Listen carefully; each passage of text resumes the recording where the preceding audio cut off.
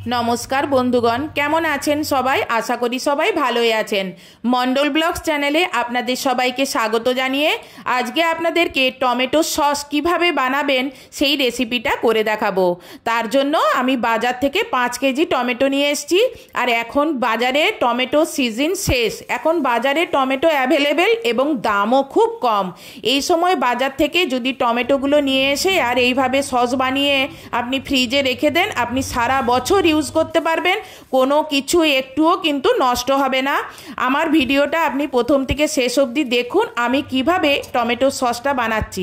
আজকের টমেটো সসটা Maggi hot and সুইটসের মতন টেস্টও হবে এবং কালারও হবে। ভিডিওটা দেখতে থাকুন আমি কিভাবে টমেটো সসটা আজকে বানাই। প্রথমে বাজার থেকে 5 কেজি টমেটো কিনে নিয়ে এসেছি, সেগুলো ধুয়ে নিয়ে ওর বোঁটাগুলো প্রথমে সব ছাড়িয়ে নেব। তারপর এক একটা টমেটোকে 3 ফালি করব আর বোঁটার কাছে শক্ত অংশটা একটু কেটে ফেলে দেব। এইভাবে টমেটোগুলোকে সব কুচি কুচি করে নেব। দিয়ে প্রেসার কুকারে আমি কিন্তু সিদ্ধ করছি। আপনাদের যদি প্রেসার কুকার না থাকে আপনারা গামলার মধ্যেই সিদ্ধ করতে পারেন ঢেকে। তা আমার এখানে দুটো 3 লিটার প্রেসার কুকার ছিল আর একটা 2 লিটারের প্রেসার কুকার ছিল, তাতে আমার সব টমেটোগুলো ভর্তি করে ভরে গেছিল। আর টমেটোগুলো যখন কিনবেন তখন কিন্তু লাল টুকটুকে পাকা দেখে কিনবেন, যেন সবুজ বা হলুদ হলুদ হয়ে আছে এই রকম টমেটো কিন্তু একদমই কিনবেন না। এবারে প্রেসার কুকারগুলোকে গ্যাসে বসিয়ে দিলাম কুক হওয়ার জন্য। দেখেছেন কত পাহাড় করে টমেটোগুলো দিয়েছি, একটু পরেই দেখবেন এগুলো কিন্তু জ্বরে গেছে। এখন উপরে আলতো করে ঢাকাগুলো দিয়ে দেব, দিয়ে আর এখানে টমেটোগুলোকে জ্বরতে দেব। যতক্ষণকে টমেটোগুলো একটু জ্বরেছে ততক্ষণকে এদিকে সসটা ঝাল করার জন্য আমি ফ্রেশ কাঁচা লঙ্কা 300 গ্রাম নিয়েছি। আপনারা কিন্তু লঙ্কাটা দেখে নেবেন, ভেতরে যেন একটুও কাঁচা লঙ্কাটা কালো কালো বীজ বা কালো কালো যেন না হয়।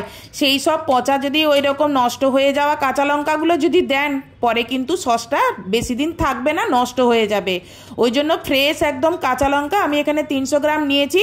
আমার এই 300 গ্রাম লঙ্কা কিন্তু খুব ঝাল ছিল, যার জন্য আমার সসটা প্রচুর ঝাল হয়ে গেছিলো। 5 কেজি টমেটোতে আপনারা 150 থেকে 200 গ্রাম কাঁচা লঙ্কা দেবেন, তাহলেই হবে। আর যদি কাঁচা লঙ্কা ঝাল না থাকে তাহলে 300 গ্রাম দিতে পারেন, কোনো অসুবিধে নেই।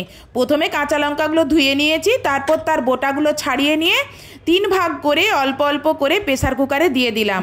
দেখলেন তো প্রেসার কুকারে এরই মধ্যে টমেটোটা কতটা ঝরে গিয়ে নিচের দিকে নেমে গেছে। এবারে ম্যাগি সসের মতন কালার করার জন্য এখানে আমি বিট প্রয়োগ করছি। দেখুন বাচ্চারা কিন্তু বিট সচরাচর খায় না, যদি এখানে বিট দিয়ে কালারও হলো প্লাস এখানে টমেটোর সঙ্গে একসঙ্গে সিদ্ধ করে যদি মেরে দেন বাচ্চারা বুঝতেও পারবে না কতটা হেলদি হলো। বলুন, এখানে আমি বাইরে থেকে কোথাও কোনো এখানে ফুড কালার ইউজ করলাম না। এখানে আমি বিট 400 গ্রাম নিয়েছি, আপনি বেশিও নিতে পারেন, টেস্টের কোনো পার্থক্য হবে না। বিটগুলো ধুয়ে ভালো করে ছাল ছাড়িয়ে তারপর এগুলো ছোট ছোট করে কুচি করে নিলাম। দিয়ে তারপরে এগুলো প্রেসার কুকারে আমি 3 ভাগে ভাগ করে প্রেসার কুকারে দিয়ে দেবো। দিয়ে তারপরে আমি এখানে ঢাকাটা সবার লাগিয়ে নেব। দেখলেন টমেটোগুলো জোরে কত নিচের দিকে নেমে গেছে, এখন অনায়াসেই কিন্তু ঢাকনাগুলো লাগানো যাচ্ছে।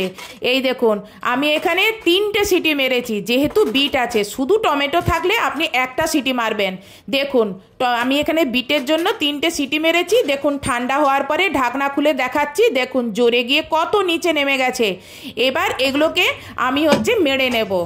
একটা গামলার মধ্যে একটা বড় জালি দিলাম, তার মধ্যে ওখান থেকে ছেঁকে ছেঁকে শুধু টমেটো আর বিট আর কাঁচা লঙ্কাগুলো প্রথমে এইভাবে জালির মধ্যে নিয়ে নেব। আর গ্লাসের পিছন দিক করে বা মগের পিছন দিক করে আপনি এগুলো মেরে নেবেন। এখানে মেরে মেরে যে টমেটোর শাঁসটা বেরোলো এটাকে আপনি নুন দিয়ে সিদ্ধ করে আর নামানোর আগে ভিনিগার দিয়ে নামিয়ে নেবেন। ভিনিগার আপনার প্রিজারভেটিভের কাজ করবে, তাহলে এটা আপনি সারা বছর টমেটো পিউরি হিসাবে রান্নায় ইউজ করতে পারবেন। যেহেতু ভিনিগার দেওয়া আছে আপনি এটা ফ্রিজে সারা বছর রাখবেন, একটুও নষ্ট হবে না। এবার এদিকে একটা প্রেসার কুকারে টমেটোগুলো শাঁসটা মেরে নিয়েছি। এবার সেই শাঁসটা একটা বড় পাত্রে ঢেলে আর গ্যাসে বসিয়ে এটা ফুটতে দেব। ততক্ষণে অন্যদিকে আরও যে দুটো প্রেসার কুকারে টমেটো সিদ্ধ হয়ে পড়ে আছে সেই টমেটোগুলো ততক্ষণে আমি মেরে নেব। মেরে নিয়ে তারপরে এই গামলাটার মধ্যেই ঢেলে দেব।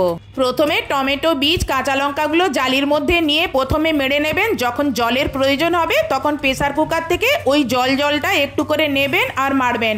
এখানে কিন্তু বাইরে থেকে কোনো কাঁচা জল ইউজ করবেন না, তাহলে কিন্তু জিনিসটা নষ্ট হয়ে যাবে। আর প্রেসার কুকারেও যখন আমি এই টমেটোগুলো সিদ্ধ করেছিলাম সেখানেও কিন্তু একটু আমি বাইরে থেকে জল প্রয়োগ করিনি, এগুলো টমেটোর জলেই কিন্তু টমেটোটা সিদ্ধ হয়েছে।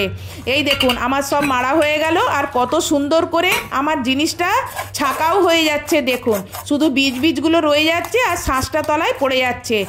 দেখেছেন এখানে সসের কালারটা কত সুন্দর হয়েছে। এবার যখন এটা ফুটে ফুটে গাঢ় হবে এটা আরও কত সুন্দর পুরো ম্যাগি সসের মতন রং হবে। এবার এতে কিছু মশলা ব্যবহার করব, যেমন 2টো বড় এলাচ, 10 থেকে 12টা ছোটো এলাচ, 10 থেকে 12টা লবঙ্গ, বেশি করে দারচিনি, হাফ জায়ফল আর কিছুটা জয়িত্রী। আর এখানে বেশি করে রসুন, 2টো পেঁয়াজ আর এখানে 50 গ্রাম আদা ব্যবহার করছি। আপনারা জায়ফলটা আর জয়িত্রীটা একটু বেশি করেই দেবেন। এবার গ্রাইন্ডারে এগুলো দরদরা পেস্ট করে নেব। এটা ফাইন পেস্ট করব না, এটা জাস্ট দরদরাই পেস্ট হবে।